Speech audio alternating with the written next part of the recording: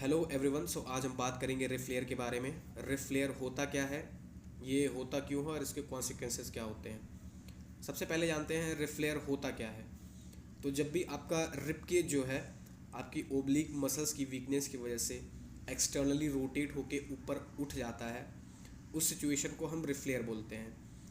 अब उसको आप टेस्ट भी कर सकते हो। जब आप लेट के अपने रिब केज पे हाथ रखना, आपको कोई भी एक रिब केज अगर उठा हुआ महसूस होगा तो वो रिब फ्लेयर की सिचुएशन है। अब हम जानते हैं रिब फ्लेयर होता क्यों है। तो जनरली ये ऑब्लिक्स की वीकनेस की वजह से होता है, जो हमारे एक्सटर्नल और इंटरनल ऑब्लिक्स हैं और हमारी टीवीए मसल जिसको ट्रांसवर्स एब्डोमिनिस बोलते हैं, जो हमारी स्पाइन को स्टेबलाइज करती हैं, इन तीनों मसल्स की वीकनेस की वजह से आपको रिब फ्लेयर होता है। अब रिब फ्लेयर ज़्यादातर लोगों को लेफ़्ट साइड होता है, क्योंकि हमारी ह्यूमन बॉडी जो है वो राइट डोमिनेंट स्पीशी है।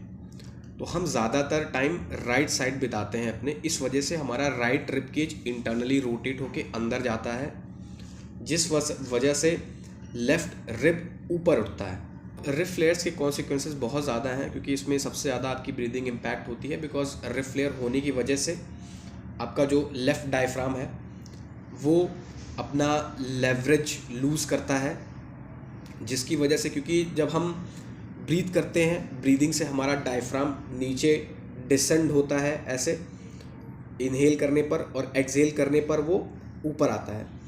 तो वो डायफ्राम अपने ऑप्टिमम लेंथ पे काम नहीं करता है, जिस वजह से हम हाइपर वेंटिलेशन वे में ब्रीथ करते हैं। और ज़्यादातर लोगों को लेफ़्ट रिब फ्लेयर होता है, उस वजह से आपको लेफ़्ट हिप फ्लेक्सर में पेन भी हो सकता है, टाइटनेस भी फील हो सकती है, और आपकी ब्रीदिंग बहुत ज़्यादा इम्पैक्ट होगी, जिससे आपको एंग्जाइटी, स्ट्रेस और स्लीपिंग प्रॉब्लम, और इवन जब आप लेफ़्ट रिब फ्लेयर आपको होगा या फिर रिब फ्लेयर नॉर्मल भी होता है, तो आप नेक ब्रीदर हो जाते हो, आप नेक से ज़्यादा ब्रीथ करते हो, जिस वजह से आपकी शोल्डर में पेन होगा, आपको बैक में पेन हो सकता है, आपको नेक में बहुत ज़्यादा पेन हो सकता है, आपको चेस्ट में पेन हो सकता है।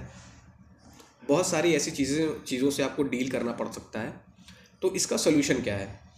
इसका सोल्यूशन ये है कि आप ज़्यादातर टाइम अपना कोर जो है वो स्ट्रॉन्ग करने में लगाएं। अगर आप कोर स्ट्रॉन्ग करोगे, कोर इन द सेंस आपकी जो एक्सटर्नल और इंटरनल ऑब्लिक मसल्स हैं वो, और ट्रांसवर्स एब्डोमिनिस, जो ये तीनों मसल्स हैं जो हमारे रिब केज को, तो स्पाइन को तो स्टेबलाइज करती ही हैं, वो हमारे रिब केज को भी एक ऑप्टिमम पोजीशन में लेके आती हैं। आप इन पे काम करोगे तो आपको रिब फ्लेयर में बहुत ज़्यादा फ़ायदा मिल सकता है। और ज़्यादातर लोगों को लेफ़्ट रिब फ्लेयर होता है, क्योंकि हमारी जो बॉडी है वो राइट डोमिनेंस है, जैसा मैंने कहा।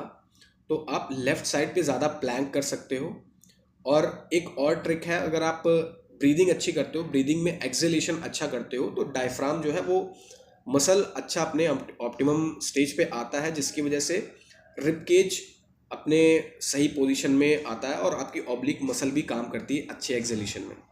तो आप अच्छे एक्सेलेशन के साथ भी रिब फ्लेयर को सही कर सकते हो। और ज़्यादातर आप अगर कोर की एक्सरसाइजेस करोगे, अगर आपको जैसे लेफ़्ट रिब फ्लेयर है, तो आप लेफ़्ट साइड पे अगर प्लैंक कर रहे हो ज़्यादा, तो आपको बहुत बेनिफिशियल होगा।